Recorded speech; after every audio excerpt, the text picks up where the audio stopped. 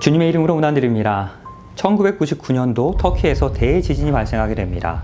그 후 그 도시를 복원하기 위한 전문가들이 모여서 이 무너진 건물들의 잔해들을 조사하던 중에 아주 놀라운 사실을 발견하게 됩니다. 무너진 수천 개의 건물들이 만일 정해진 원칙을 따라서 지어졌더라면 붕괴되지 않았을 수도 있었다는 것을 발견해내는 것입니다. 외관상으로는 건물에 아무런 문제가 없어 보였습니다. 하지만 땅이 흔들리자 그 견고해 보였던, 안전해 보였던 그 건물들이 무너지고 만 것입니다. 이 지구 역사의 마지막 때에 환란으로 인하여 온 세상이 뒤흔들리게 될 것입니다. 오직 하나님의 말씀에 따라 믿음 위에 선 이들만이 그 영적인 흔들림을 견뎌낼 수 있을 것입니다. 다니엘은 이 세상 역사의 마지막 날들에 일어날 일들에 대하여, 그 영적 흔들림들에 대하여 다음과 같이 이야기합니다. 환란이 있을 것입니다. 이는 개국 이래로 그때까지 없었던 환란일 것입니다. 이 세상 역사의 마지막 환란의 중심에 있는 것이 바로 짐승의 표입니다. 그가 모든 자, 곧 작은 자나 큰 자나 부자나 가난한 자나 자유인이나 종들에게나 그 오른손에나 이마에 무엇을 받게 합니까? 표를 받게 하는 것입니다. 그리고 누구든지 이 표를 가진 자 외에는 매매를 금지합니다. 이 표가 무엇입니까? 곧 짐승의 이름입니다. 그 이름의 수입니다. 매매를 제한하는 것은 사실 새로운 문제가 아닙니다. 과거 전쟁 기간 동안에 이루어진 배급 제도는 사람들이 무엇을 얼마만큼 살 수 있는지를 제한하는 수단이었습니다. 이것은 아주 흔한 일이었습니다. 또한 지금과 같은 전자경제 시대에 특정한 이유에서 사람들의 재산이나 금융 계정을 억제하기도 합니다. 짐승의 표를 강요하는 것은 아마도 첨단 기술을 기반으로 이루어지게 될지도 모르겠습니다. 성경은 이 짐승의 표를 받지 않은 자들이 어떠한 방식으로 매매를 할 수 없게 될 것인지 구체적으로 언급하지는 않고 있기 때문에 정확하게 이것이 무엇인지는 누구도 알 수 없습니다. 하지만 이 짐승의 표를 그 강요할 방법이 무엇이든지 간에 그 방법 자체가 짐승의 표는 아닙니다. 매매 금지는 단지 그 신실한 그리스도인들을 짐승의 표를 받도록 강요하는 하나의 수단, 방법이지 목적이 아니라는 것입니다. 짐승의 표의 목적은 하나님을 순종하며 따르며 섬길지 아니면 이 짐승을 경배하며 따를지를 결정하는, 그리고 순종의, 경배의 문제인 것입니다. 같은 장 15절에서 이 짐승의 표를 받지 않은 자들이 매매 금지와 더불어서 생명의 위협까지도 받게 될 것이다 라고 성경은 예언합니다. 그리고 수많은 이들이 이 짐승의 권위에 굴복하여 이 표를 받게 될 것입니다. 죽임을 당한 어린 양의 생명책에 창세 이후로 그 이름이 기록되지 못하고 이 땅에 사는 자들은 모두 다 그 짐승에게 경배할 것입니다. 또 내가 보면 다른 천사가 살아계신 하나님의 인을 가지고 해 돋는 데서부터 올라옵니다. 그리고 땅과 바다를 해롭게 할 권세를 받은 내 천사들을 향하여 큰 소리로 외쳐 이르되 우리가 우리 하나님의 종들의 이마에 인치기까지 땅이나 바다나 나무를 해하지 말라 하더라. 성경은 예수 그리스도를 믿음으로 따르는 자들만이 짐승의 표를 받지 않을 것이다 라고 말합니다. 그리고 그 외에 이 땅에 사는 모든 이들은 짐승의 표를 받게 될 것입니다. 이 모든 사람들은 이 두 표 중에 하나를 받게 될 것입니다. 창조주 하나님을 경배하고 그분께 순종하는 이들은 하나님의 인을 받을 것입니다. 그리고 그렇지 않은 사람들은 짐승의 표를 받게 될 것입니다. 이 짐승의 표는 하나님의 인에 반대되는 개념입니다. 하나님의 인에 대한 이해는 이 짐승의 표가 무엇인지에 대한 더 깊은 이해를 우리에게 갖게 합니다. 우리 하나님의 종들의 이마에 인치기까지 하나님의 인은 이마에 받게 됩니다. 이는 하나님의 인이 사람들의 마음에 임하게 될 것을 상징하는 것입니다. 이 이마 뒤에 있는 전두엽은 우리가 어떠한 결정을 내릴 때 사용되는 뇌의 일부분입니다. 하나님의 인을 받는 사람들은 하나님을 위하여 변함없는 결정을 끊임없이 내리게 될 것입니다. 그의 얼굴을 볼 것입니다. 그의 이름도 그들의 어디에 있습니까? 이마에 있는 것입니다. 그리고 그들의 이마에는 어린 양의 이름과 아버지의 이름을 쓴 것이 있습니다. 고대에도 인장은 어떠한 일에 권한이나 허가를 표할 때 사용되었습니다. 여기서 우리는 하나님의 품성을 나타내는 그분의 이름을 구원받은 자들의 마음속에 새겨 놓으심을 보게 되는 것입니다. 하나님의 인을 받은 사람은 예수님의 은혜로운 품성이 우리의 마음 가운데 새겨지게 되는 것입니다. 인류는 원래 하나님의 형상대로 창조함을 받게 되었습니다. 하지만 아담과 하와가 죄를 지었을 때 그 완벽했던 하나님의 형상은 사라져버리게 되었습니다. 그러하기에 이 구원의 계획은 사람 안에 우리 하나님의 형상을 재창조하는 것에 기초하고 있는 것입니다. 하나님의 인을 받은 사람들은 그 하나님의 능력을 통하여 그들 안에 우리 하나님의 형상이 재창조될 것이라는 그 희망 가질 수 있게 되는 것입니다.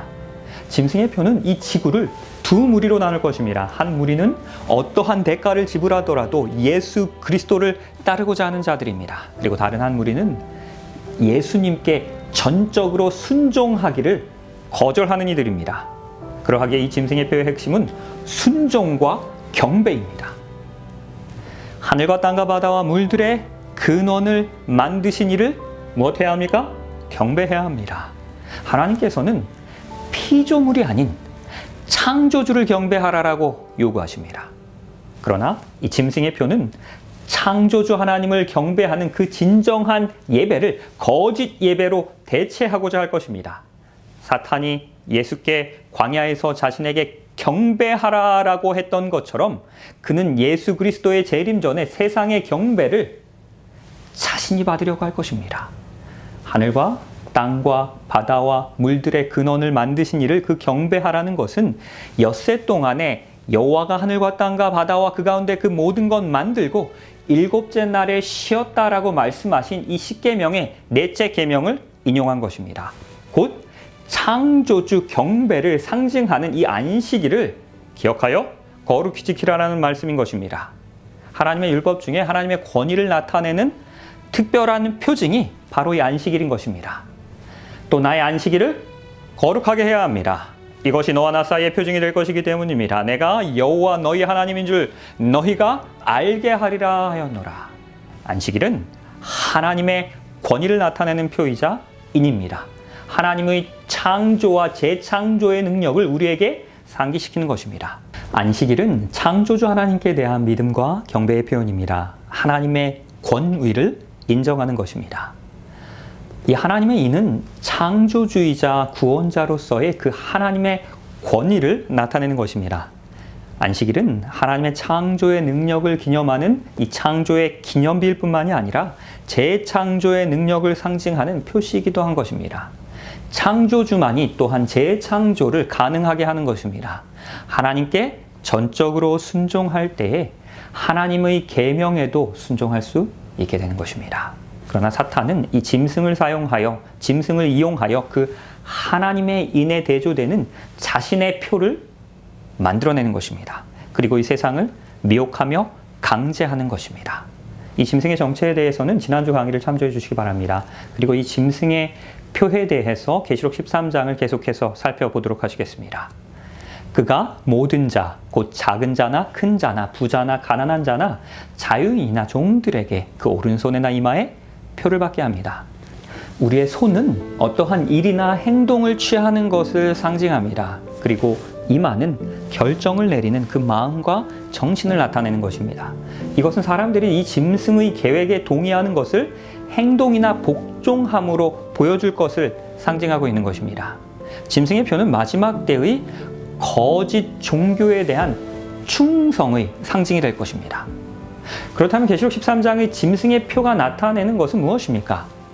안식일이 하나님의 권위를 나타내는 표이듯이 이 일요일은 짐승의 권위를 나타내는 표인 것입니다.